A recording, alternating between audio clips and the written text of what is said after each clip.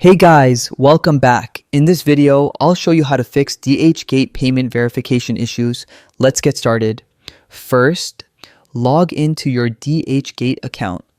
At the top right, click on your profile and select My DHgate. Scroll down and go to Account Settings, then click on Payment Verification. If you already have a card added, you'll see a Manage button beside it. Click on it, and this will open the payment verification page. Here, you'll need to provide some details to verify your card. This may include a photo of your credit card, payment records, the authorization number from your bank, and your monthly billing statement showing the last 4 digits of your card, your name, and billing address. Upload the attachments, then click Submit. Once submitted, DHgate will start verifying your payment. If everything checks out, the error should be resolved. But if it doesn't work, click on Customer Service at the top of the page, then select Online Service to chat with support.